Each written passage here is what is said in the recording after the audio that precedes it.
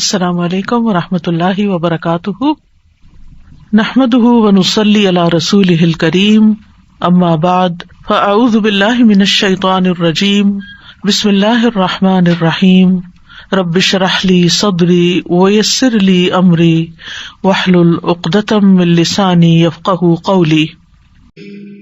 اللہم ربنا لک الحمد ملء السماوات وملء الارض وما بینہما وملء ما شئت من شیء بعد اہل الثناء والمجد لا مانع لما اعطیت ولا معطی لما منعت ولا ينفع ذا الجد منک الجد۔ اے اللہ، اے ہمارے رب، تیرے ہی لیے ہر قسم کی تعریف ہے جس سے کہ آسمان بھر جائیں، زمین بھر جائے اور جو کچھ ان دونوں کے درمیان ہے وہ سب بھی، اور اس کے بعد ہر وہ چیز جسے تو چاہے کہ وہ بھر جائے، یعنی تیری تعریف سے بھر جائے۔ اے وہ ذات جو تعریف اور بزرگی کے لائق ہے، جو تو عطا فرمائے اسے کوئی روکنے والا نہیں، اور جو تو روک دے اسے کوئی دینے والا نہیں، اور کسی صاحب حیثیت کو اس کی حیثیت تیرے ہاں کوئی فائدہ نہیں دے سکتی۔ اللہ سبحانہ تعالیٰ کی حمد و ثنا کے ساتھ دعا کا آغاز کرنا چاہیے، اور اللہ سبحانہ تعالیٰ کی کتنی حمد کرے، اتنی حمد کہ جس کو نہ گنا جا سکتا ہو اور نہ شمار کیا جا سکتا ہو۔ اللہ سبحانہ تعالیٰ ہی حمد کا، ثنا کا، تسبیح کا، تعریف کا، ذکر کا، بزرگی اور عظمت کا مستحق ہے۔ اور ثنا کا مطلب ہوتا ہے خوبصورتی کے ساتھ کسی کی تعریف کرنا، مدح کرنا، کسی کو خوبصورتی کے ساتھ متصف کرنا، اس کے اچھے اوصاف بیان کرنا۔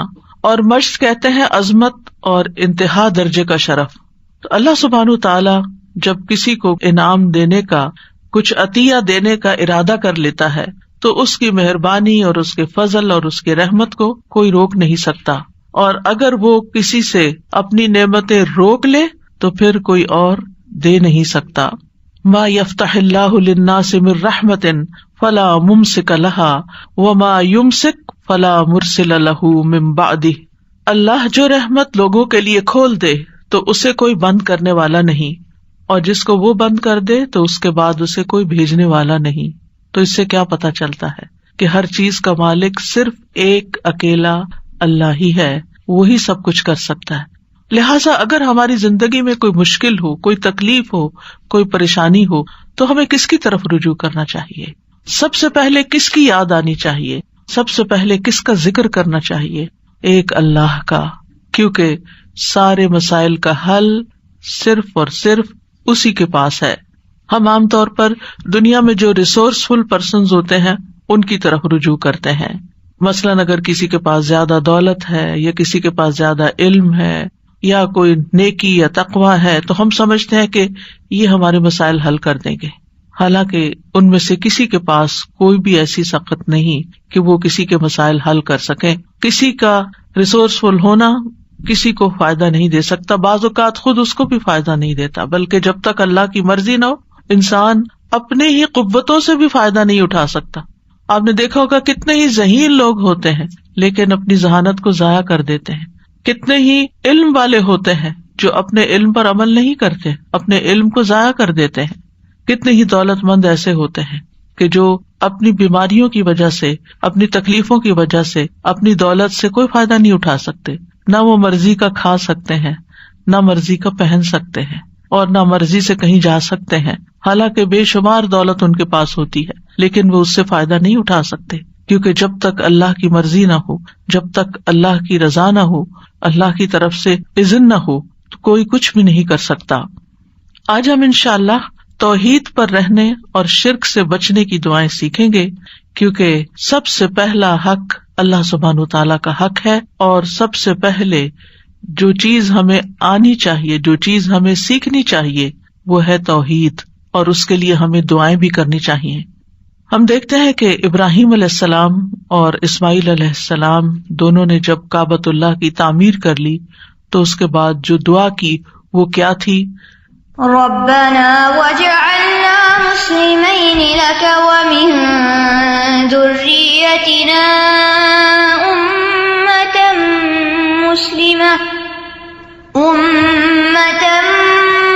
مسلمة لك وارنا مناسکنا وتب علینا إنك أنت التواب الرحيم۔ اے ہمارے رب، اور ہمیں اپنے لیے فرما بردار بنا، اور ہماری اولاد میں سے بھی ایک امت اپنے لیے فرما بردار بنا، اور ہمارے عبادت کے طریقے ہمیں دکھا، اور ہماری توبہ قبول فرما، بے شک تو ہی بہت توبہ قبول کرنے والا، نہایت رحم کرنے والا ہے۔ اسی طرح ابراہیم علیہ السلام نے خاص طور پر دعا کی، وَإِذْ قَالَ إِبْرَاهِيمُ رَبِّ اجْعَلْ هَٰذَا بَلَدًا آمِنًا وَاجْنُبْنِي وَبَنِيَّ أَن نَّعْبُدَ الْأَصْنَامَ۔ کہ اے ہمارے رب، اس شہر کو امن والا بنا دے، اور مجھے اور میرے بیٹوں کو اس سے بچا لے کہ ہم بتوں کی عبادت کریں۔ انہوں نے اس چیز کا دعویٰ نہیں کیا کہ میں نے یہ گھر اللہ کی عبادت کے لیے بنایا، شرک اور شرک والوں کو چھوڑ کر آیا ہوں اور یہاں یہ گھر آباد کیا ہے، اب تو ہم شرک سے محفوظ ہو گئے، اور اب میں بھی اور میری اولاد بھی اپنے بل بوتے پہ ہم اب شرک نہیں۔ انہوں نے اپنے آپ پر بھی اعتماد نہیں کیا۔ انہوں نے یہ نہیں کہا چونکہ میں تو شرک سے بچنے کے لیے آگ میں بھی کود پڑا تو مجھ پہ شرک کہاں اثر کر سکتا ہے۔ نہیں، جب تک اللہ سبحانہ تعالیٰ نہیں بچاتا تو کوئی بھی نہیں بچ سکتا۔ لا حول ولا قوت الا باللہ۔ لہٰذا انہوں نے دعا کی کہ اللہ مجھے بھی بچا لے اور میرے بچوں کو بھی بچا لے کہ ہم بتوں کی عبادت کریں۔ یونس علیہ السلام جب مچھلی کے پیٹ میں گئے تو اس وقت انہوں نے کیا دعا کی؟ لا الہ الا انت سبحانک انی کنت من الظالمین۔ اللہ سبحانہ تعالیٰ کی توحید کا ذکر سب سے پہلے کیا، کیونکہ لا الہ الا اللہ سب سے افضل کلمہ ہے۔ لا الہ الا اللہ نجات کی کنجی ہے، جنت کی کنجی ہے۔ جس طرح نماز کی کنجی طہارت ہے، حج کی مفتاح یا حج کی کنجی جو ہے وہ احرام ہے، تو اسی طرح جنت میں جانے کے لیے لا الہ الا اللہ چاہیے۔ یہ سب سے افضل کلام ہے، اور اس لا الہ الا اللہ کا سیکھنا ہر ایک پر واجب ہے۔ یونس علیہ السلام نے کہا لا الہ الا انت سبحانک انی کنت من الظالمین، کہ تیرے سوا کوئی الہ نہیں، تو پاک ہے، بے شک میں ہی ظالموں میں سے ہوں۔ اور پھر وہ کلمہ جو تمام انبیاء نے حج کے موقع پر عرفہ میں پڑھا، وہ سب سے بہترین کلمہ جس کو قرار دیا گیا وہ ہے لا الہ الا اللہ وحدہ لا شریک لہ لہ الملک ولہ الحمد وہو علی کل شیء قدیر، کہ اللہ کے سوا کوئی معبود نہیں، وہ اکیلا ہے، ساری بادشاہت اسی کی ہے اور ساری تعریف بھی اسی کی ہے، اور وہ ہر چیز پر قادر ہے۔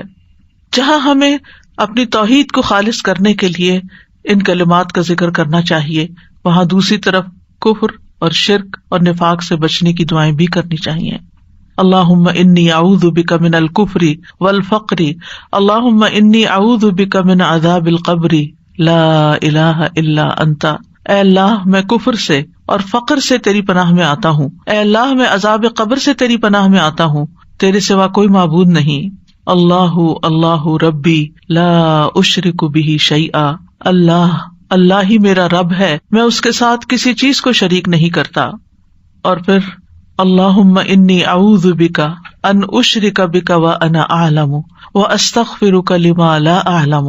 اے اللہ میں تیری پناہ میں آتا ہوں اس بات سے کہ میں جان بوجھ کر تیرے ساتھ کسی کو شریک کروں، اور جو میں نہیں جانتا ہوں اس کے لیے تجھ سے مغفرت طلب کرتا ہوں۔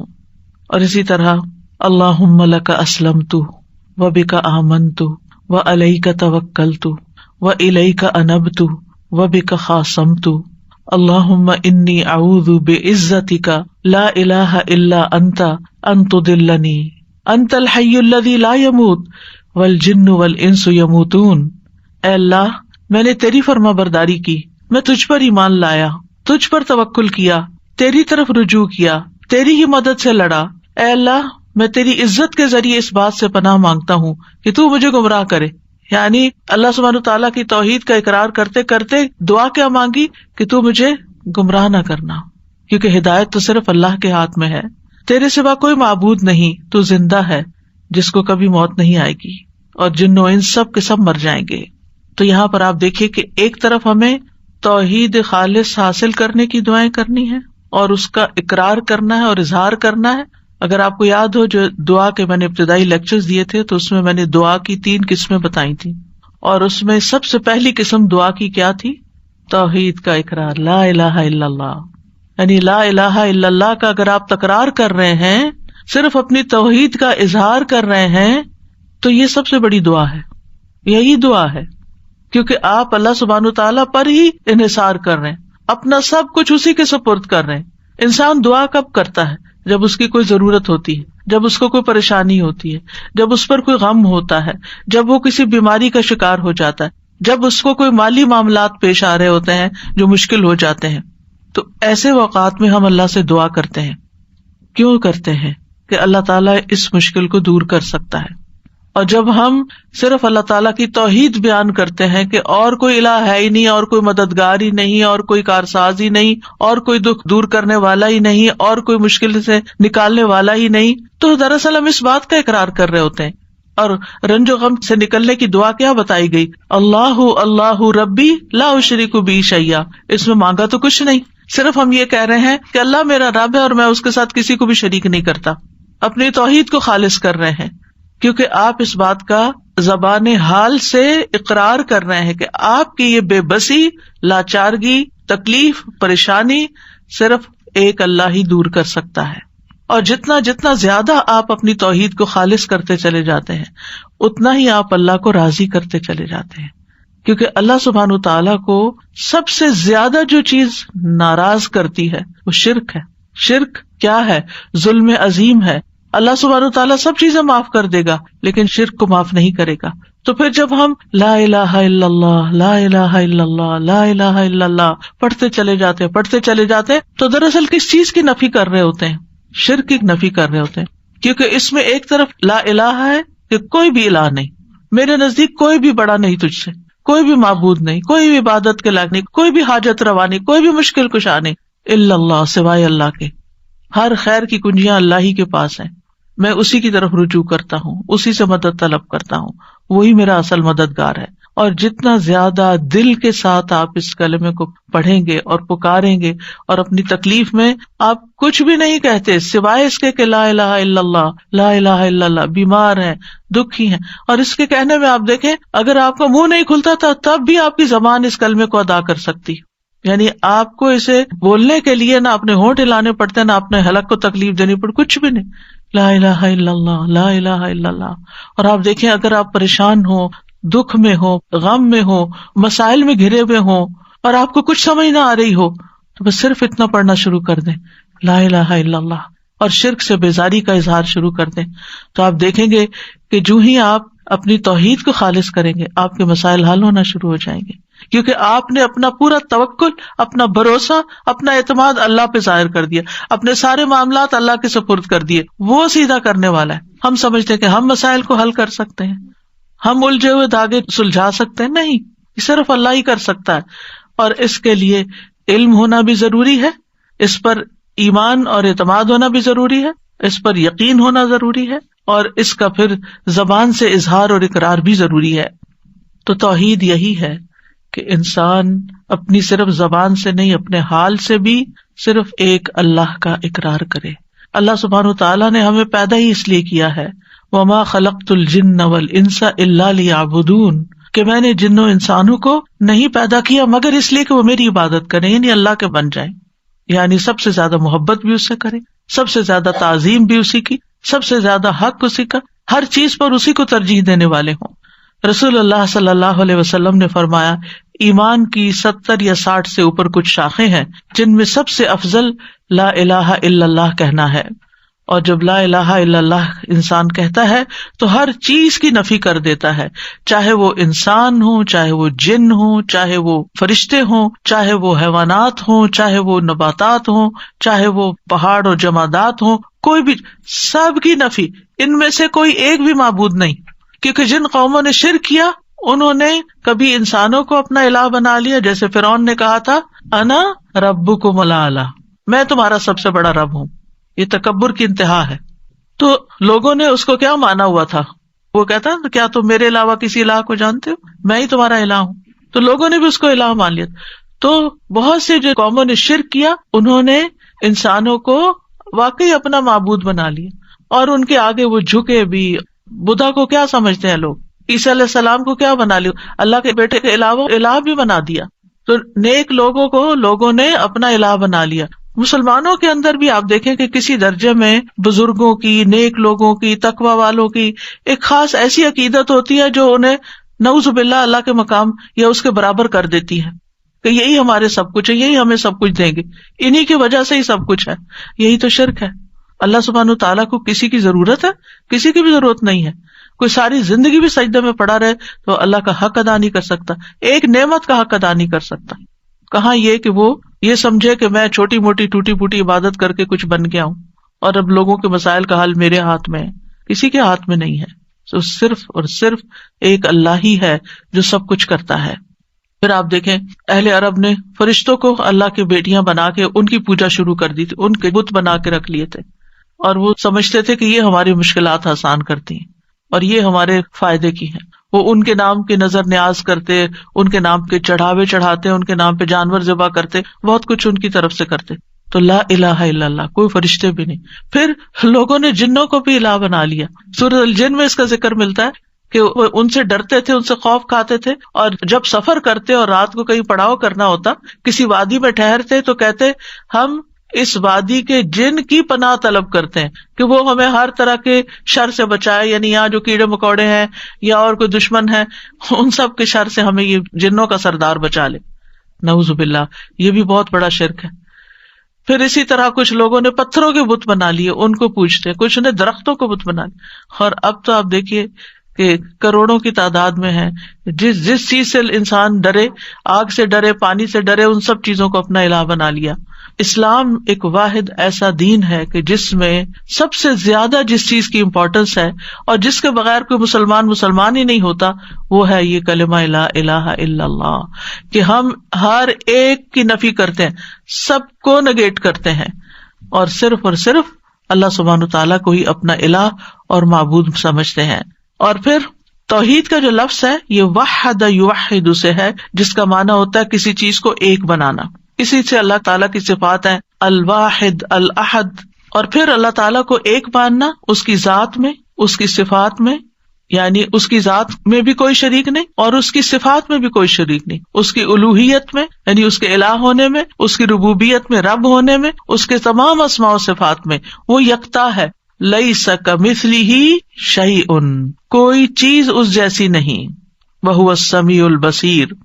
امام ابن قیم توحید کی تعریف یوں بیان کرتے ہیں, توحید صرف بندے کے اس اقرار کو نہیں کہتے کہ اللہ کے سوا کوئی خالق نہیں, اور یہ کہ اللہ ہر چیز کا رب اور اس کا بادشاہ ہے, جیسا کہ بتوں کی پرستش کرنے والے اس کا اقرار کرتے ہیں لیکن پھر بھی وہ مشرک ہیں. یعنی اللہ کو ایک ماننا اس معنی میں کہ وہی خالق ہے, وہی مالک اور رب ہے, بادشاہ ہے, لیکن ساتھ یہ دیویاں بھی ہیں, تو یہ بھی شرک ہو جاتا ہے. یعنی کچھ لوگ اللہ تعالیٰ کی کچھ صفات میں اس کو ایک مانتے ہیں اور باقی میں دوسروں کو بھی شریک کر دیتے ہیں.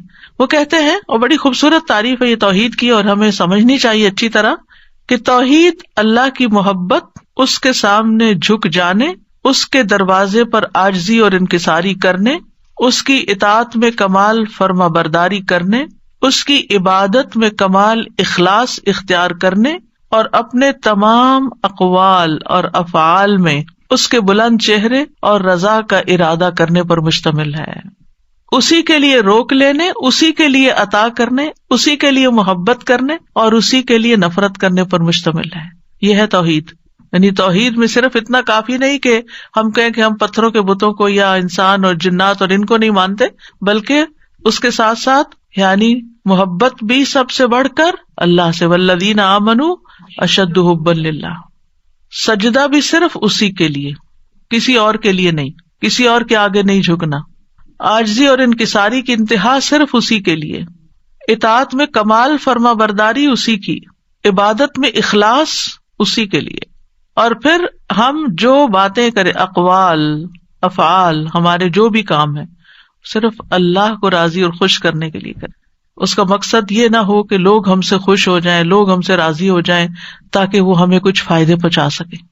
یعنی لوگوں کی خوشامد کرنا, لوگوں کی تعریف اس لیے کرنا تاکہ ان سے ہمیں کچھ بینیفٹس مل جائیں. نہیں. جب کسی کو یہ پتا چلتا ہے کہ کوئی اس کی تعریف کسی مقصد کے لیے کر رہا ہے تو کیسا لگتا ہے. یعنی آپ اپنے آپ کو رکھ کے دیکھیں, اگر آپ کو یہ پتا چلے کہ سامنے والا کسی مقصد مطلب کے لیے میری تعریف کر رہا ہے تو آپ کو وہ تعریف کیسے لگے گی؟ گھن آئے گی, بہت بری لگے گی, بیزار ہوں گے آپ اس سے. اس لیے ہمارے دین نے ہمیں اس سے بھی روکا ہے کہ لوگوں کی تعریف یا لوگوں کے ساتھ خیر خواہی یا اچھا اخلاق, ایون جو اسمائل کرنا ہے, یہ سب چیزیں بھی اللہ کے لیے کرو. اس لیے نہیں کرو کہ آپ کو ان سے کوئی فائدہ مل جائے. یعنی وہ بہت سے طریقے بتائے ہوئے ہوتے ہیں نا کہ آپ یہ اور یہ کام کریں تو پھر آپ کو لوگوں کی محبت حاصل ہو جائے گی. محبت تو اللہ ڈالتا ہے دلوں میں. آپ 100 چیزیں کر لیں, نہیں محبت کسی کی لے سکتے. آپ محبت خرید نہیں سکتے. آپ جتنی چاہے کسی کی خدمت کر لیں, جتنی چاہیں کسی کی چاکری کر لیں, لیکن آپ اس کی محبت نہیں لے سکتے جب تک کہ اللہ آپ کے لیے اس کے دل میں محبت نہ ڈالے. ان الذین آمنوا وعملوا الصالحات سیجعل لهم الرحمن ودا. جو اللہ کی طرف رجوع کر لیتے ہیں نا, اللہ کے بن جاتے ہیں, ایمان لے آتے ہیں, نیک عمل کرنے لگتے ہیں, ضرور رحمان لوگوں کے دلوں میں ان کی محبت پیدا کر دے گا. آپ اللہ کے بن جائیں, مخلوق آپ سے محبت خود ہی کرنے لگے گی.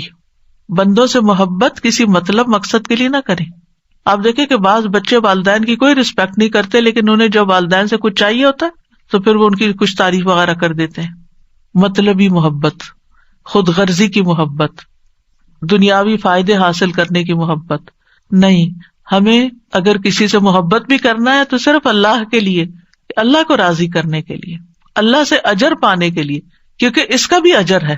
جب ہم اچھے اخلاق سے کسی سے پیش آتے ہیں, ہم کسی کی مدد کرتے ہیں, ہم کسی کی خدمت کرتے ہیں, ہم کسی کے کام آتے ہیں, اور اگر ہم اپنے دل میں یہ دہراتے ہیں یہ میں صرف اللہ کے لیے ہے, اس کا اجر میں اللہ سے چاہتا ہوں, اس کا بدلہ میں اللہ سے چاہتا ہوں, تو آپ دیکھیں گے کہ سامنے والا شکریہ کہے یا نہ کہے, آپ کو دعا دے یا نہ دے, آپ کی تعریف کرے یا نہ کرے, آپ کو بدلہ دے یا نہ دے, نہ آپ کا دل ٹوٹے گا, نہ آپ کا اطمینان اور چین خراب ہوگا, کچھ بھی نہیں ہوگا آپ کو. آپ کتنے مضبوط انسان بن جائیں گے, کیونکہ آپ نے اس کے لیے تو کیا ہی نہیں.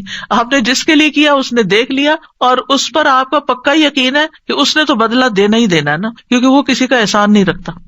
یعنی ہماری نماز, ان صلاتی و نسکی و محیای و مماتی للہ رب العالمین, پہلی 2 باتیں تو سمجھ آتی ہیں. بھئی نماز اللہ کے لیے بھی, سجدہ اللہ کے لیے کرو, قبلے کی طرف رخ کرو, اللہ کا ذکر کرو, قربانی کرتے ہوئے بھی اللہ کا نام لو, یہ تو بات سمجھ میں آتی ہے. لیکن محیای و مماتی, میری زندگی اور موت اللہ کے لیے. جی, پیدائش سے لے کر موت تک کے جتنے بھی کام کر رہے ہو نا, وہ بھی اللہ کے لیے, وہ بھی اللہ کو خوش کرنے کے لیے. بندوں کے پیچھے بھاگنا چھوڑ دو, اللہ کو خوش کرو, اللہ کو راضی کرو, یہی توحید ہے. اور جب اللہ کو راضی کرو گے نا, اللہ سبحانہ تعالیٰ دفاع بھی کرے گا تمہارا, تمہاری مدد کرے گا. تو تم سوچ بھی نہیں سکتے کہ کس کس تدبیر سے وہ تمہیں فائدہ پہنچائے گا, کہاں کہاں سے. یعنی بعض اوقات ہم کسی چیز کے ضرورت مند ہوتے ہیں, ویسا کوئی بیماری آ گئی ہے, کوئی مصیبت اور تکلیف آ گئی ہے, ہم اس کے لیے دعائیں کر رہے ہوتے ہیں, پھر ہمیں شفا ہو جاتی ہے. ہم سوچتے ہیں یہ ہم نے دعائیں کی تھی نا, وہ میری دعا قبول ہو گئی. پھر اپنے کو کریڈٹ دے رہے ہوتے ہیں, میری دعا سے, آپ کی دعا سے یہ ہوا. یہ کتنا عام جملہ ہے, آپ کی دعا سے یہ فلاں کام ہو گیا. آپ کو کس نے بتایا کہ اس نے واقعی اتنی اچھی دعا کی ہے, اور واقعی دعا کی بھی ہے یا نہیں کی؟ یہ ہم نے ایک تکیہ کلام بنا لیا, آپ کی دعاؤں سے یہ سب کچھ ہو گیا. وہ اگلے کو پتہ بھی نہیں ہوتا کون سی دعائیں, اللہ کی رحمت سے. اور یہ ہو سکتا ہے کہ آپ کی دعا, میری دعا, اس کی دعا, اس کی دعا, اس سے کچھ ہوا ہو, کیونکہ ہمارے پاس کوئی گارنٹی نہیں, ہمارے پاس کوئی یقینی علم نہیں ہے, ہمیں کہاں سے پتا چلا. بات یہ ہے کہ آپ دعا کی بات کریں, آپ کو نہیں معلوم, ہو سکتا ہے آپ نے کسی ایسے وقت میں کسی شدید بھوکے کو کھانا کھلایا ہو اور آپ کھلا کے بھول چکے ہوں, اور اللہ نے آپ کی وہ نیکی لکھ لی, اور اس وقت جب آپ شدید تکلیف میں تھے تو اس نیکی کا بدلہ آج آپ کو یوں ملا کہ آپ صحت مند ہو گئے. اللہ تعالیٰ جس طریقے سے مدد کرتا ہے بندوں کی, وہ آپ اپنی طرف سے خانوں میں مت بانٹے, اللہ نے یہ کر دیا, اللہ تعالیٰ یہ کر. اللہ کے بارے میں وہ باتیں کیوں کہتے ہو جن کا تمہیں علم ہی نہیں؟ یعنی یہ شرک سے بھی بڑی برائی ہے. وَأَن تَقُولُوا عَلَى اللَّهِ مَا لَا تَعْلَمُونَ, کہ تم اللہ کے بارے میں وہ باتیں کرو جن کا تمہیں علم ہی نہیں, تم جانتے بھی نہیں, اپنے پاس سے ہی اللہ کے ذمے لگا رہے ہو چیز. اللہ تعالیٰ سے حسن ظن رکھنا چاہیے, لیکن ہماری ساری زندگی میں توحید ہونی چاہیے. یعنی ہم چاہے نماز پڑھیں, چاہے روزہ رکھیں, اللہ تعالیٰ اسی لیے تو اس کی جزا خود دے گا کہ روزہ اللہ کے لیے ہوتا ہے، یعنی صرف اللہ ہی جانتا کہ ہم نے روزہ رکھا یا نہیں، تو وہی اس کی جزا دے گا. اسی طرح وَأَتِمُّ الْحَجَّ وَالْعُمْرَةَ لِلَّهِ، حج اور عمرہ بھی صرف اللہ کے لیے کرو، اور باقی محیایا و مماتی میں سب کچھ کور ہو جاتا ہے. بندوں کی خدمت، بندوں کے ساتھ حسن سلوک، ان کے برے رویے کے باوجود ان کے ساتھ احسان کا معاملہ کرنا، یہ آپ ایسے تھوڑی کر سکتے ہیں. کتنے ہی لوگ ہیں جو کسی کو معاف نہیں کر سکتے.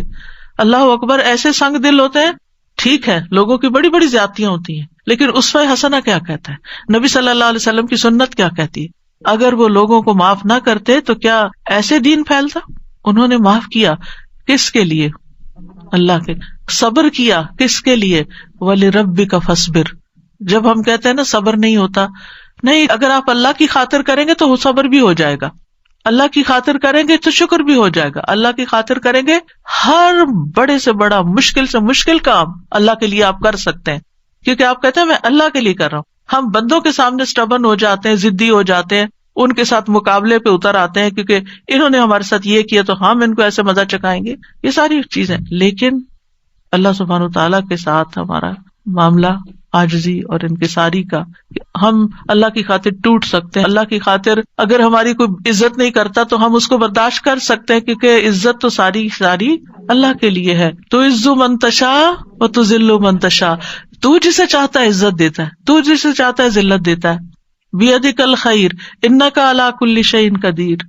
تو اس لیے چھوٹے سے چھوٹا کام ہو، کسی سے سلام کرنا، ہاتھ ملانا، اسمائل کرنا، گلے لگانا، کسی کی کو مدد کرنا، خدمت کرنا، کسی کے کام آنا، کسی کو کوئی مشورہ دینا، کسی کا غم بانٹ لینا، کسی وحشت زدہ دل کو انس فراہم کرنا، کسی کے سوال کا جواب دے دینا، کسی کو کوئی مشورہ دے کے اس کی مدد کر دینا، کسی کی کو مالی مدد کر دینا، کسی کو کھلا دینا، پلا دینا، کچھ بھی ہو صرف اللہ کے لیے.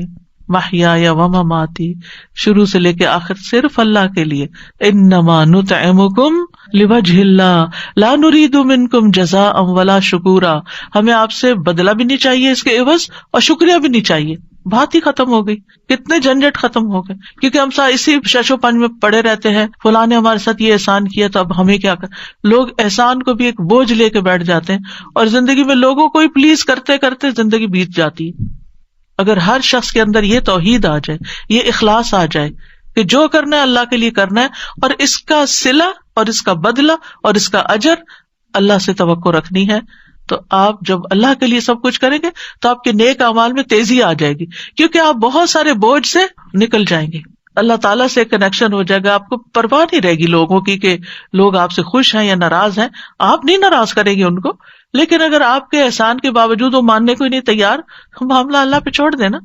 اچھا، بعض اوقات یہ ہوتا ہے ہم سمجھتے ہیں اس کا معاملہ میرے ساتھ ہے، یہ میری وجہ سے ایسے ہو رہا ہے، میری کوئی غلطی ہے تو اس کا موڈ آف ہے، یا یہ میری وجہ سے یہ سب خرابی کر رہا ہے. آپ کو نہیں پتا اللہ نے اس کو کسی اور طرح سزا دی ہوئی ہے کہ وہ اپنے ٹارچر سے نہیں نکل پاتا، کہ کسی کو معاف نہیں کر سکتا یا نارمل انسان کی طرح زندگی نہیں بسر کر سکتا. وہ پتہ نہیں اپنے کس گناہ میں پکڑا ہوا ہے، اور آپ سارا کچھ اپنے اوپر لیے رہ رہے ہیں. آپ کیوں اپنے اوپر لے رہے ہیں سارا بوجھ؟ آپ اللہ کی طرف رجوع کریں، اللہ کی طرف منہ پھیر لیں، اس کی طرف توجہ کر لیں، اور لوگوں کو سمجھانے کے بعد ان کے حال پر چھوڑ دیں. وہ جانے اور ان کا رب جانے وہ کیا کرتے ہیں اور کیا نہیں. آپ رسپانسبل نہیں. اگر آپ نے کسی کا دل نہیں دکھایا، آپ نے کسی کے ساتھ ظلم اور زیادتی نہیں کی، آپ نے اپنے فرائض پورے کر دیے، آپ نے اپنی ذمہ داریاں نبھا دی، پھر اس کے بعد کوئی اس کو ایکنالج کرتا ہے یا نہیں، ایکسپٹ کرتا ہے یا نہیں، اس کی پرواہ نہیں ہونی چاہیے. اس سے اوپر اٹھ جانا چاہیے. جتنا اس سے باہر نکلیں گے نا، اتنی توحید خالص ہوگی. توحید جو ہے یہ غموں سے نجات دلانے والی ہے، مشکلات سے بچانے والی ہے. تو توحید کا مطلب یہ نہیں کہ اللہ کو صرف خالق و مالک سمجھ کر بس چھوڑ دیا جائے، وہ خالق ہے وہ مالک نہیں. زندگی کے ہر لمحے میں اللہ کے ساتھ تعلق، ہر چیز اللہ کے لیے، ساری فرما برداری اسی کی، ہر قول ہر فعل اس کی رضا کی خاطر، اسی کے لیے روک لینا، کیونکہ بعض اوقات روکنا بھی پڑتا ہے کسی چیز کو، اور اسی کے لیے دینا کسی کو، اسی کے لیے محبت اور اسی کے لیے نفرت. توحید کے جو کچھ اور نام رکھے گئے ہیں نا، کتابوں میں ملتے ہیں، اس لیے ان کی تھوڑی سی وضاحت کر دیتی ہوں کہ ذرا مشکل ٹرمز ہوتی ہیں تو مطلب کیا ہے ان کا. ایک ہوتی ہے توحید الوہیت. الوہیت کا لفظ الہ سے نکلا ہے. اس کا مطلب یہ ہوتا ہے کہ اللہ کی ایسی عبادت کی جائے جس میں محبت اور تعظیم ہو. ولہ کا مطلب ہوتا ہے یعنی کسی سے محبت کرنا نا، تو محبت اور تعظیم کے ساتھ عبادت کی جائے. اس کا نام توحید عبودیت بھی رکھا گیا ہے کہ وہ انسان ان چیزوں کو ادا کر کے اللہ کی عبادت کرتا ہے جس کا اللہ نے حکم دیا ہے، اور ان چیزوں سے بچنے کے ساتھ اللہ کی عبادت کرتا ہے جن سے اللہ نے منع کیا ہے. اسی طرح توحید طلب، توحید ارادہ بھی اس کا نام رکھا گیا ہے. توحید قصد، قصد کا مطلب ہوتا ہے ارادہ، کیونکہ بندہ صرف اللہ سبحانہ تعالیٰ کے چہرے کو ہی چاہتا ہے، اسی کا قصد کرتا ہے، دین کو اللہ کے لیے خالص کرتے ہوئے اس کی عبادت کرتا ہے. تو ایک ہے توحید الوہیت، دوسری ہے توحید ربوبیت. یہ ماننا کہ اللہ ہی خالق، مالک، مدبر ہے، رازق ہے، زندہ کرنے والا ہے، موت دینے والا ہے، یہ سارے معنی اس میں آ جاتے ہیں. اور تیسری ہے توحید اسماء و صفات، کہ جس میں اللہ تعالیٰ کے نام اور اللہ تعالیٰ کی صفات میں کسی اور کو اس کا شریک نہ کرنا. یاد رکھیے تمام انبیاء کی بنیادی دعوت توحید ہی رہی ہے. سورۃ الاعراف کو اگر پڑھیں تو اس میں آپ دیکھیں نوح علیہ السلام کا ذکر آتا ہے، حضرت ہود کا ذکر آتا ہے، حضرت صالح کا ذکر آتا ہے، حضرت شعیب کا ذکر آتا ہے. سب کا ذکر کرنے کے بعد ایک ہی عبارت آتی ہے، فقال یا قوم اعبدوا اللہ ما لکم من الہ غیرہ، یا قوم اعبدوا اللہ ما لکم من الہ غیرہ، یا قوم اعبدوا اللہ ما لکم من الہ غیرہ، یا قوم اعبدوا اللہ ما لکم من الہ غیرہ. ہر پیغمبر نے آ کے ایک ہی جملہ دہرایا کہ لوگو اللہ کی عبادت کرو جس کے سوا تمہارا کوئی الہ نہیں، تمہارا کوئی معبود نہیں.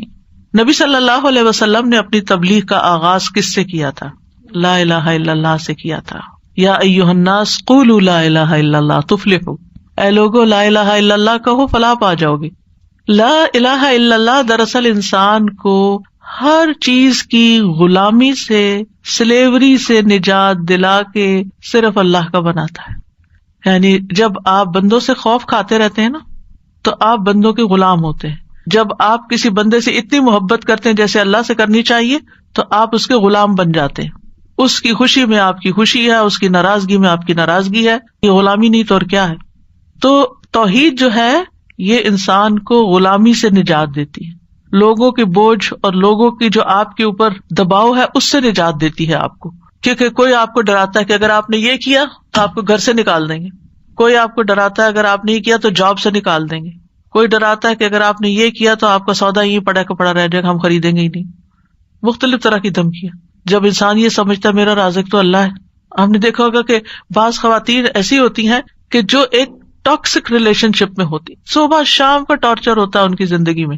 ایک تو نارمل ریلیشن شپ ہوتا ہے نا، ایک دن اچھا گزرا، دوسرے دن تھوڑا کام خراب ہو گیا، ایک دن خوش ہے ایک دن ناخوش. یہ دن اور رات تو ہر ازدواجی زندگی میں آتے ہیں. یہ ہو ہی نہیں سکتا کہ آپ ہر روز خوش ہی ہوں، اور یہ بھی نہیں ہوتا کہ ہر وقت پریشانی ہو. لیکن کچھ ریلیشن شپ ایسے ہو جاتے ہیں کہ جن میں خوشی نام کی کوئی چیز ہی نہیں ہوتی. اچھا اس ریلیشن شپ سے چھٹکارا کیوں نہیں حاصل کرتے کہ پھر کہاں جائیں گے؟ آپ سورۃ الطلاق پڑھ کے دیکھیے اللہ تعالیٰ کیا حال بتاتے ہیں. سیجعل اللہ بعد عسر یسرا، اللہ تنگی کے بعد آسانی میں پیدا کر دے گا.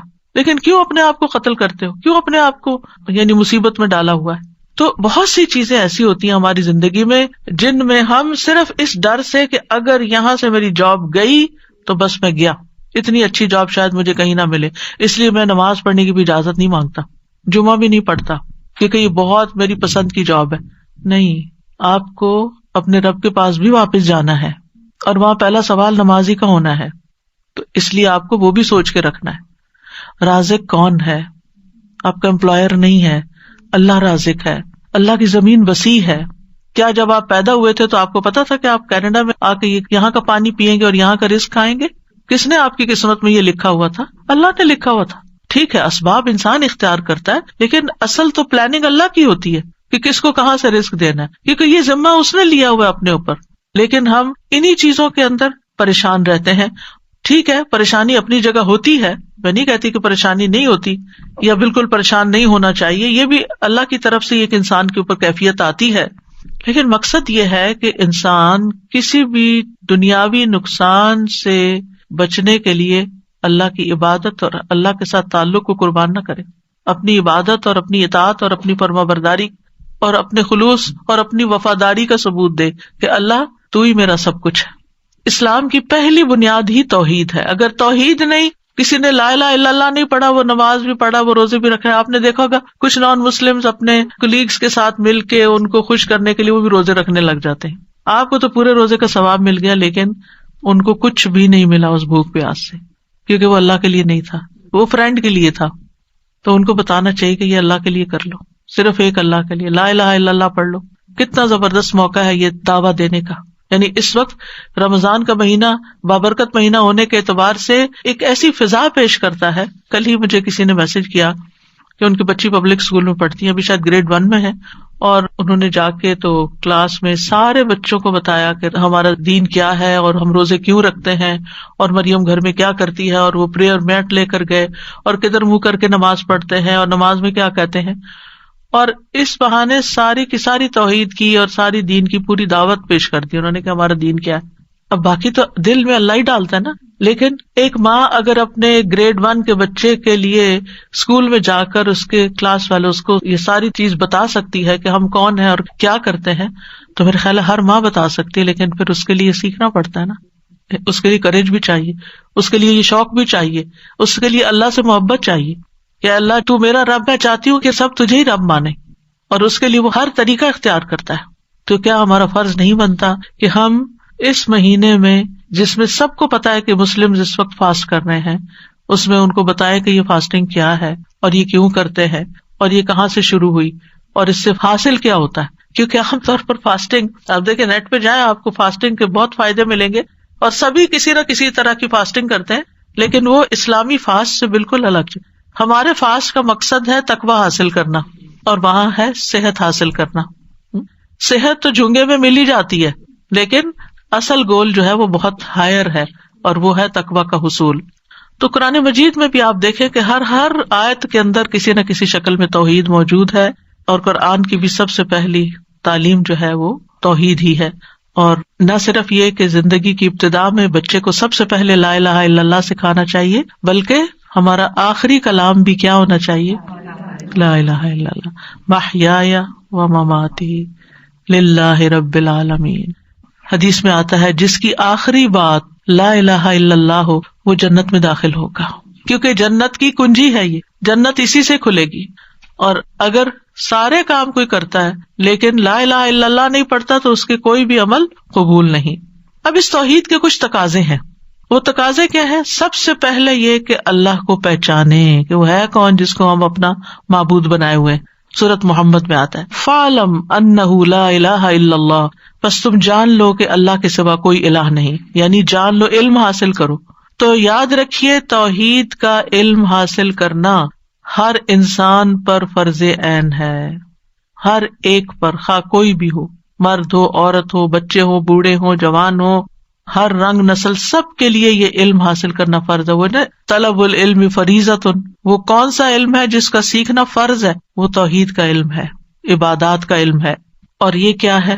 اللہ کے ایک الہ ہونے پر پورا یقین رکھنا، پھر اسی کے فرما بردار بن جانا. وَأَنِيبُوا إِلَىٰ رَبِّكُمْ وَأَسْلِمُوا لَهُ، اپنے رب کی طرف رجوع کرو اور اس کے فرما بردار بن جاؤ، اس کے لیے مسلمان بن جاؤ. اللہ اور اس کے رسول کی اطاعت کرنا، اطیعوا اللہ ورسولہ ان کنتم مؤمنین، اللہ کے لیے خالص ہونا. فاعبد اللہ مخلصا لہ الدین، سب سے بڑھ کر اللہ سے محبت ہونا، لوگوں کی بجائے اللہ سے ڈرنا، لوگوں کی بجائے اللہ سے ڈرنا. کیونکہ انسان جس سے ڈرتا ہے نا اسی کی مرضی کے کام شروع کر دیتا ہے. اگر ہم اللہ سے ڈرتے ہیں تو پھر اللہ کی عبادت کریں گے، اللہ ہی کی اطاعت کریں گے، اللہ تعالیٰ کے احکامات پر عمل کریں گے، اور جن چیزوں سے وہ روکتا ہے ان سے رک جائیں گے. پھر توحید کیا ہے؟ اختلافات میں اسی کی طرف رجوع کرنا. توحید یہ ہے کہ ہر معاملے میں، ہر مشکل میں اللہ کو کافی سمجھنا. وتوکل علی اللہ وکفی باللہ وکیلا، اسی پر بھروسہ کرنا، اسی کو اپنا مددگار سمجھنا. اور زندگی کے ہر معاملے میں ہمیں توکل کی ضرورت پیش آتی ہے. ہم دیکھیں کہ بعض لوگ اپنے توہمات کی وجہ سے کہ کل کیا ہوگا، کل یہ نہ ہو جائے، کل وہ نہ ہو جائے، سب کچھ ہوتے ہوئے بھی خوف کا شکار رہتے اور اللہ پہ بھروسہ نہیں کرتے. صدقہ کیوں نہیں کرتے؟ کہ پیسہ جمع کر کے رکھنا ہے کہ بڑھاپے میں کام آئے گا. آپ سوچئے کہ کیا صدقہ بلاؤں کو نہیں ڈالتا؟ ٹھیک ہے آپ اپنے لیے سیونگ بھی کریں، لیکن اس کے ساتھ ساتھ صرف اپنے ہاتھ میں سیونگ نہیں کریں، کچھ سیونگ اللہ کے پاس بھی کر لیں کہ جہاں سے مسائل نے حل ہونا ہے. آج آپ دوسروں کے لیے کریں، کل اللہ تعالیٰ آپ کے لیے اسباب پیدا کر دے گا، اور اگر اللہ نے اسباب نہ پیدا کیے تو آپ کے پیسے تجوریوں میں رہ جائیں گے، آپ کے کام پھر بھی نہیں آنے والے، وہ اور لے جائیں گے. کتنے ہی بوڑھے لوگ ایسے ہیں کہ جن کے پیسے بینکس میں رہ گئے، وہ دنیا سے چلے گئے اور ان کے گھر بھی چلے گئے، کوئی چیز کام نہ آئی، کوئی والی وارث نہ تھا پیچھے. تو اصل عقل مند انسان وہ ہے کہ جو اللہ پر بھروسہ کرتے ہوئے اللہ کی عبادت بھی کرتا ہے، اور جن چیزوں سے اللہ تعالیٰ خوش ہوتا ہے وہ کام بھی خوشی سے کرتا چلا جاتا ہے. اللہ سے راضی رہنا یہ بھی توحید کا حصہ ہے. ایک روایت میں آتا ہے، ابو سعید کہتے ہیں رسول اللہ صلی اللہ علیہ وسلم نے فرمایا، اے ابو سعید، جو اللہ کے رب ہونے پر، اسلام کے دین ہونے پر اور محمد صلی اللہ علیہ وسلم کے نبی ہونے پر راضی ہو گیا، اس کے لیے جنت واجب ہو گئی. پھر توحید میں سے یہ ہے کہ ساری نعمتوں کا شکر اللہ کے لیے، واشکروا نعمت اللہ ان کنتم ایاہ تعبدون، ہر نعمت پر شکر گزار ہونا. پھر اس کے فیصلوں کو تسلیم کر لینا. قل لن یصیبنا الا ما کتب اللہ لنا، آپ ان سے کہیے ہمیں اگر کوئی مصیبت آئے گی تو وہی آئے گی جو اللہ نے ہمارے مقدر کی ہے. یعنی تقدیر پر اطمینان ہونا، اللہ کی تقدیر سے راضی ہونا، یہ بھی توحید کا سبق ہے. اس کے برعکس کیا ہے؟ شرک. شرک کا کیا مطلب ہے؟ اللہ کے ساتھ ایک یا ایک سے زیادہ کوئی ہمسر، برابر کا ند یا شریک بنانا، جیسے عبادات میں، قربانی میں، مدد طلب کرنے میں، شفاعت میں، یا دعا کی قبولیت میں، یا ربوبیت میں اللہ کے ساتھ کسی کو شریک کرنا، یعنی اللہ کے سوا کسی اور کی عبادت کرنا یا اس کو اپنا حاجت روا، مشکل کشا سمجھنا. ہماری توحید اس بات کا تقاضا کرتی ہے کہ ہم اس بات پر ایمان رکھیں کہ اللہ ایک ہے اور اس کا کوئی بھی شریک نہیں ہے، نہ اس کی کوئی اولاد ہے، نہ اس کی بادشاہت میں کوئی شریک ہے. سورۃ بنی اسرائیل میں آتا ہے وَقُلِ الْحَمْدُ لِلَّهِ الَّذِي لَمْ يَتَّخِذْ وَلَدًا وَلَمْ يَكُن لَّهُ شَرِيكٌ فِي الْمُلْكِ وَلَمْ يَكُن لَّهُ وَلِيٌّ مِّنَ الذُّلِّ وَكَبِّرْهُ تَكْبِيرًا. اور کہہ دیجیے سب تعریف اللہ کے لیے ہے جس نے نہ کوئی اولاد بنائی، نہ بادشاہی میں اس کا کوئی شریک ہے، اور نہ عاجز ہو جانے کی وجہ سے اس کا کوئی مددگار ہے. اور اس کی بڑائی بیان کرو، خوب بڑائی بیان کرنا. ہم بندوں کی بڑائیاں بیان کرتے ہوئے نہیں تھکتے، کبھی زندگی میں اللہ کی بھی ایسی بڑائی بیان کی؟ اپنے آپ سے ہمیں پوچھنا چاہیے. تو توحید کیا ہے؟ صرف اللہ کی بڑائی بیان کرنا. اور شرک کی اقسام میں ایک فعلی شرک ہوتا ہے، جیسے نجومیوں کے پاس جانا، تعویذ لٹکانا، منکے لٹکانا، جسم کی حفاظت یا گھر وغیرہ کو حسد اور نظر سے بچانے کے لیے کچھ لٹکانا. آپ نے دیکھو کہ کچھ لوگ اپنے گلے میں یا ہاتھ میں ایک آئی بنی ہوتی ہے، بلو آئی اس کو کہتے ہیں، شاید بلو آئی، وہ پہن کے رکھتے. انا للہ و انا الیہ راجعون. کیا یہ بلو آئی ہمیں نظر اور حسد سے بچا لے گی؟ ہرگز نہیں. یہ عقیدہ رکھنا شرک ہے. کئی لوگ گھر میں بھی شاید لٹکاتے ہیں، مجھے علم نہیں، کچھ یاد ایسے پڑتا ہے کہ گھر میں لٹکاتے ہیں. اور اس کے علاوہ بھی کچھ چیزیں لٹکاتے ہیں کہ جس سے یہ سمجھتے ہیں کہ اس کے لٹکنے سے نظر نہیں لگے گی، حسد نہیں ہوگا. کچھ لوگ کالی چیز شاید لٹکاتے ہیں. یہاں تو میں نے نہیں دیکھا، لیکن پاکستان میں گاڑیوں کے پیچھے کسی نے میری توجہ دلائی کہ آپ نے یہ گاڑی کے پیچھے لٹکتے ہوئے دیکھا. میں نے کہا لوگوں نے ڈیکوریشن وغیرہ کوئی کی ہوئی ہے اپنی، جیسے عورتیں پیچھے پراندہ لٹکاتی ہیں، تو ہو سکتا ہے کہ یہ بھی کوئی فیشن ہو، رواج ہو. مجھے تو پتہ ہی نہیں تھا. تو انہوں نے بتایا کہ نہیں، یہ اس لیے لٹکاتے ہیں کہ نظر نہ لگے. کچھ لوگ بچوں کو تل لگا دیتے ہیں، کالا تل، اس لیے کہ نظر نہ لگے. کیونکہ وہ آتا نا حدیث میں کہ شرک جو ہے سیاہ رات میں سیاہ پتھر پر سیاہ چیونٹی سے بھی زیادہ خفیہ ہے، پتہ ہی نہیں چلتا کہاں سے داخل ہو جاتا ہے، ہمیں علم ہی نہیں ہوتا. اب آپ سوچئے کہ وہ تل کہاں سے بچائے گا، کتنی حماقت کی بات ہے. لیکن میرا خیال ہے اتنی اکثریت میں یہ چیز ہے، میری بہت دفعہ اپنے آس پاس بھی یہ چیز دیکھی، اور میں سمجھتی تھی خوبصورتی کے لیے لگاتے. منکے پہنتے ہیں، ہاتھوں میں کڑے پہنتے ہیں، دھاگے لٹکاتے ہیں، انگوٹھیاں کچھ ایسی پہنتے ہیں کہ جن کے بارے میں یہ تصور ہوتا ہے کہ سلیمانی انگوٹھی ہے، شاید بازو پہ کچھ باندھتے ہیں. تو یہ ساری چیزیں کیا ہیں؟ یہ من گھڑت عقیدے ہیں، خود سے ہی گڑھ لیا ہم نے، توہمات ہیں، سپرسٹیشنز ہیں، ان کی کوئی حقیقت نہیں ہے، اور اس کے پیچھے ہم اپنا دین ایمان خراب کر رہے ہیں. تو ہمیں یہ جاننے اور سیکھنے کی ضرورت ہے کہ یہ شرکیہ افعال ہیں.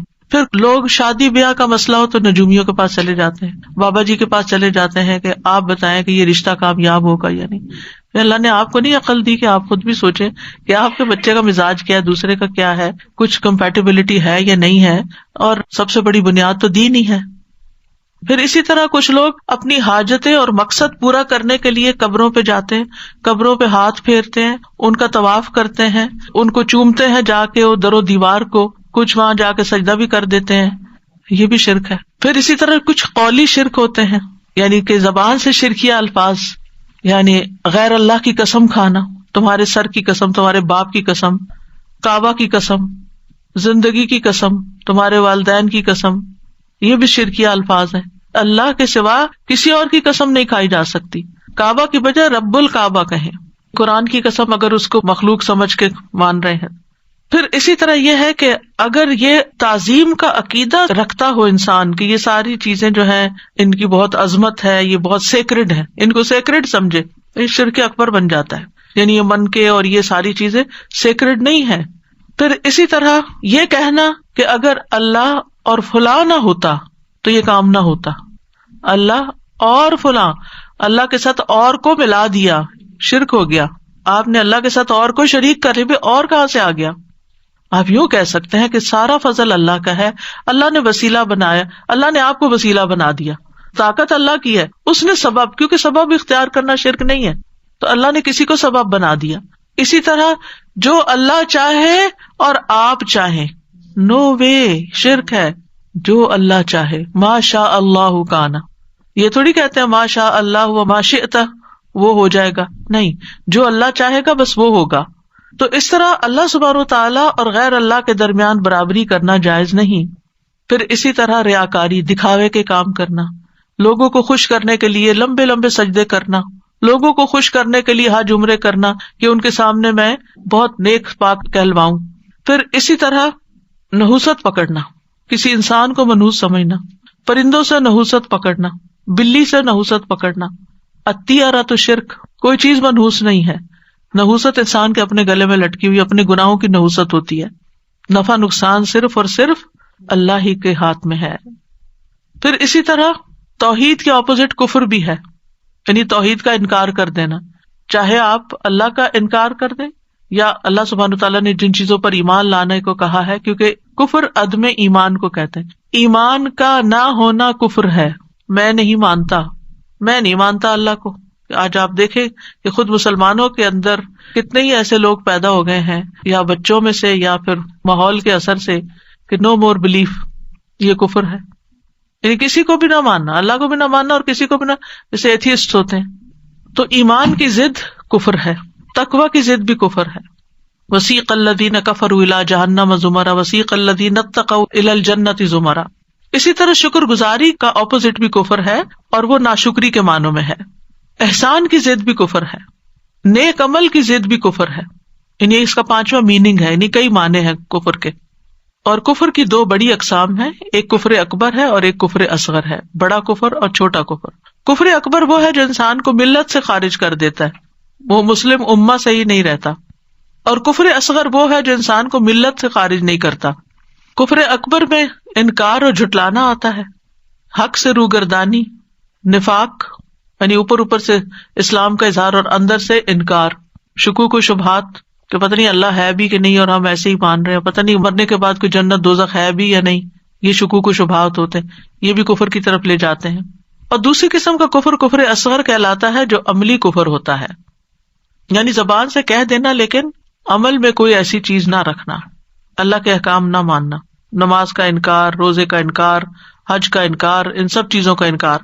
تو یاد رکھیے کہ جو لوگ اللہ کی توحید کا اقرار کرتے ہیں ان کے لیے خوشخبریاں ہیں، اور اگر قرآن کھول کر دیکھیں جو اس کا انکار کرتے ہیں ان کے لیے وعیدیں ہیں۔ جو لوگ توحید اختیار کرتے ہیں اللہ تعالیٰ ان کا مددگار ہو جاتا ہے، اللہ ان کو سیدھے رستے کی طرف ہدایت دیتا ہے۔ وَإِنَّ اللَّهَ لَهَادِ الَّذِينَ آمَنُوا إِلَىٰ صِرَاطٍ مُسْتَقِيمٍ، انہیں روشنی مل جاتی ہے۔ اللہ ولی الذین آمنوا یخرجہم من الظلمات الی النور، حیات طیبہ ملتی ہے، پاکیزہ زندگی۔ من عمل صالحا من ذکر او انثی وہو مؤمن فلنحیینہ حیاتا طیبہ، جو شخص بھی نیک عمل کرے گا خواہ مرد ہو یا عورت بشرطے کہ مومن ہو تو ہم اسے پاکیزہ زندگی بسر کرائیں گے۔ دنیا اور آخرت میں سامان زندگی ملنے کی بشارت ہے، دنیا اور آخرت میں ثابت قدمی نصیب ہوتی ہے۔ یثبت اللہ الذین آمنوا بالقول الثابت فی الحیات الدنیا وفی الآخرہ، دنیا اور آخرت میں مکمل امن ملتا ہے. الذین آمنوا ولم یلبسوا ایمانہم بظلم اولئک لہم الامن وہم مہتدون. جو لوگ ایمان لائے اور انہوں نے اپنے ایمان کو بڑے ظلم کے ساتھ نہیں ملایا یعنی شرک کے ساتھ، یہی لوگ ہیں جن کے لیے امن ہے اور یہی ہدایت پانے والے ہیں. امام ابن قیم کہتے ہیں جس قدر بندے کے دل میں توحید مضبوط ہوتی ہے اتنا ہی اس کا ایمان قوی ہوتا ہے اور اس کا اللہ پر اطمینان، توکل اور یقین بڑھ جاتا ہے. قل هو اللہ احد اگرچہ حروف کم ہیں لیکن یہ ثلث قرآن کے برابر ہے، 1/3 آف قرآن کے برابر ہے، کیونکہ اس میں اللہ کی توحید کا بیان ہے. تو اس سے یہ پتہ چلتا ہے کہ توحید والی آیات باقی آیات سے افضل ہیں. اعمال کی قبولیت کا دار و مدار بھی توحید پر ہے اور ایسے لوگوں کے لیے اللہ کی مدد اور نصرت کا وعدہ ہے. دل اور روح کی پاکیزگی بھی توحید سے ہے. توحید ہی کی بنا پر، لا الہ الا اللہ کی بنا پر نبی صلی اللہ علیہ وسلم کی شفاعت ملے گی، گناہوں کی بخشش ہوگی. کبیرہ گناہوں کے باوجود بخشش ہو جائے گی. کبیرہ گناہ کیا ہے؟ جیسے چوری ہے، زنا ہے، لیکن اگر کوئی لا الہ الا اللہ پڑھتا ہے انشاءاللہ اگر توبہ کر لی تو معاف ہو جائے گا، اور اگر توبہ نہیں کی اور مر گیا اور سزا ملی تو نبی صلی اللہ علیہ وسلم کی شفاعت اس کے لیے ہوگی. اسی طرح اگر کسی نے شراب نوشی کر لی یا کوئی اور ایسا کام، لیکن توحید پر ہے انسان، لا الہ الا اللہ پڑھتا ہے تو آگ سے نکل آئے گا اور جنت میں داخلہ تو ہے ہی توحید پر مبنی. پھر شرک کرنے والوں کے لیے وعیدیں ہیں. شرک ظلم عظیم ہے، سب سے بڑا گناہ ہے، اللہ کے نزدیک سب سے زیادہ ناپسندیدہ عمل ہے، ناقابل معافی گناہ ہے. شرک کرنے والوں کے سارے نیک اعمال ضائع ہو جائیں گے.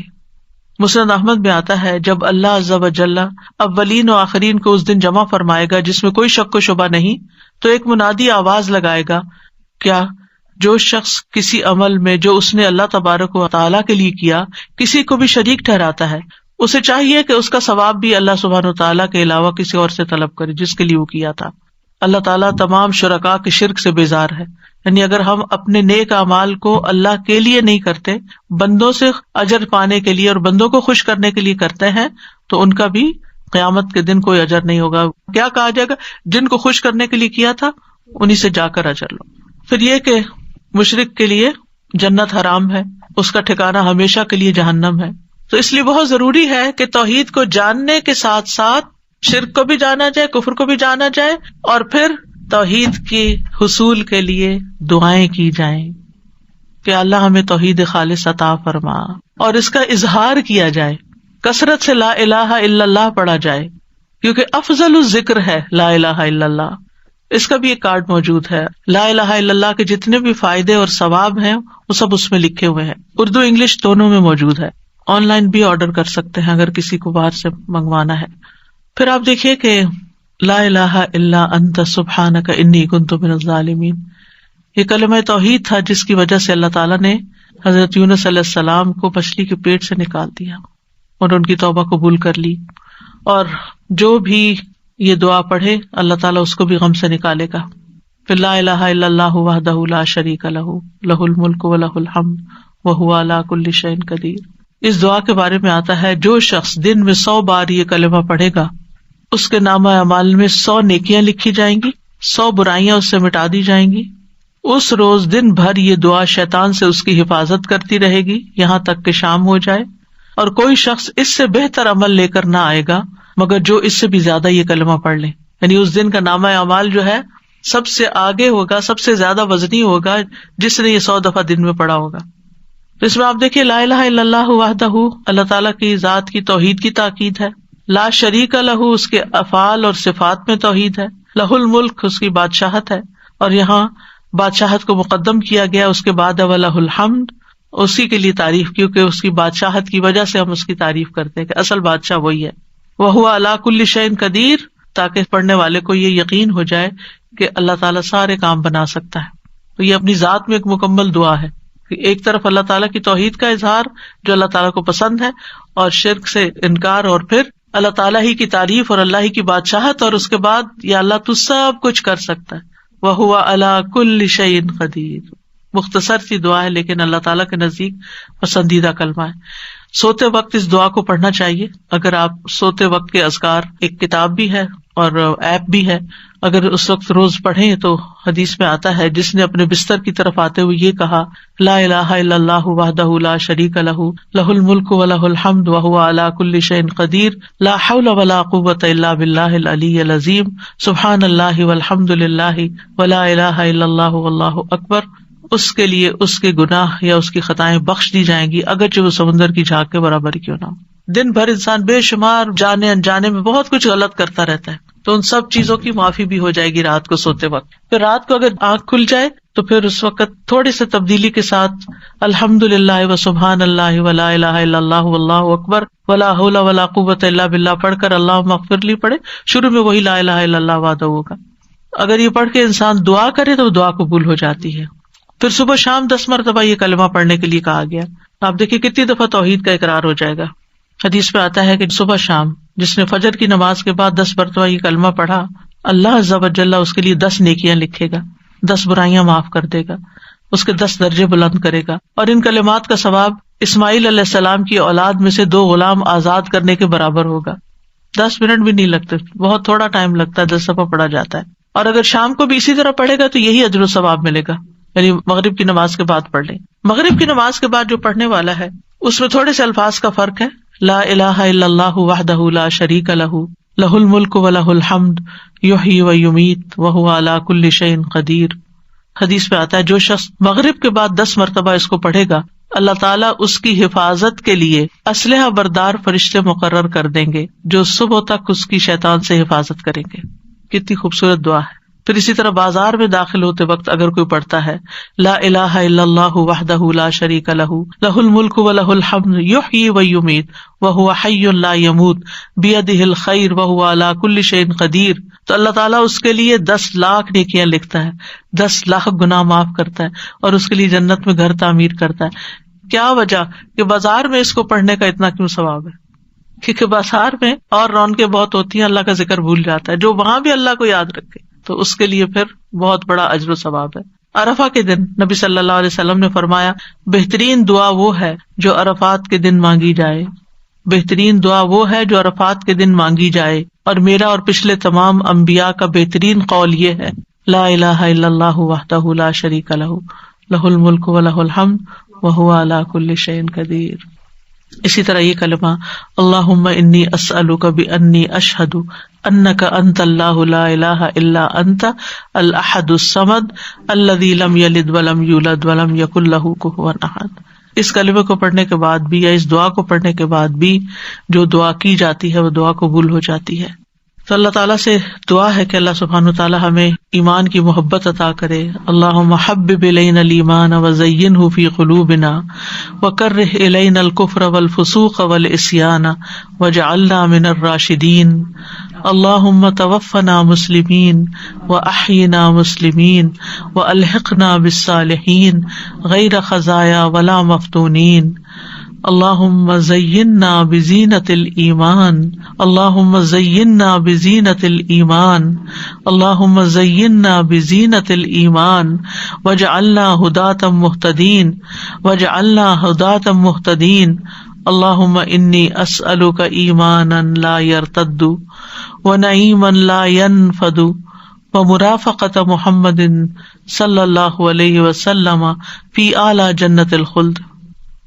اے اللہ میں تجھ سے ایسے ایمان کا سوال کرتا ہوں جو مضبوط اور قوی ہو اور اس میں کوئی شک اور تردد نہ ہو، اور مجھے تو مرتد ہونے سے محفوظ رکھ کہ کہیں میں کفر کی طرف نہ پھر جاؤں. اور یہ ایمان کا حصول اور توحید کا حصول جو ہے یہ افضل اعمال میں سے ہے. اللہم انی اعوذ بک من الکفر والفقر واللہم انی اعوذ بک من عذاب القبر لا الہ الا انت. اللہ اللہ ربی لا اشرک بہ شیئا اللہ اللہ ربی لا اشرک بہ شیئا اللہ اللہ ربی لا اشرک بہ شیئا. چھوٹی سی دعا ہے، یاد کرنے میں کوئی مشکل نہیں. اگر آپ کسی بھی غم، کسی بھی تکلیف، کسی بھی پریشانی کا شکار ہے تو سارے کام چھوڑ کے بیٹھ جائیے اور توجہ کے ساتھ یہ دعا پڑھنا شروع کر دیں. اللہ سبحانہ تعالیٰ مشکل آسان کر دے گا. شرط ہے توجہ کے ساتھ پڑھنا. اللہم انی اعوذ بک من ان اشرک بک وانا اعلم واستغفرک لما لا اعلم. اے اللہ میں تیری پناہ چاہتا ہوں اس بات سے کہ میں جان بوجھ کر تیرے ساتھ کسی کو شریک کروں اور جو میں نہیں جانتا ہوں اس کے لیے تجھ سے مغفرت کا طالب ہوں. یعنی جو شرک میں نے بھولے میں کر لیا یا اللہ تو اس کو معاف کر دے، کیونکہ شرک کا گناہ جو ہے معافی مانگے بغیر معاف نہیں ہوتا.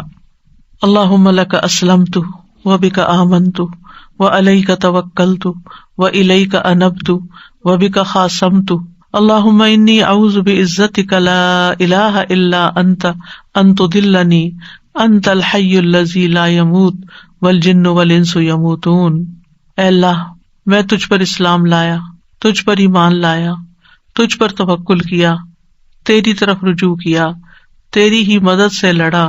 اے اللہ میں تیری عزت کے ذریعے اس بات سے پناہ مانگتا ہوں کہ تو مجھے گمراہ کر دے، تیرے سوا کوئی معبود نہیں، تو زندہ ہے جسے موت نہیں، اور جن و انس سب کے سب مر جائیں گے.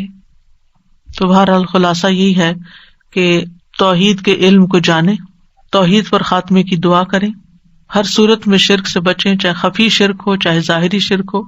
اپنی عبادات میں کسی کو اللہ کا شریک نہ بنائیں اور اپنے معاملات اللہ تعالیٰ کے سپرد کر دیں. وآخر دعوانا ان الحمد للہ رب العالمین. سبحانک اللہم وبحمدک اشہد ان لا الہ الا انت استغفرک واتوب الیک. السلام علیکم ورحمۃ اللہ وبرکاتہ.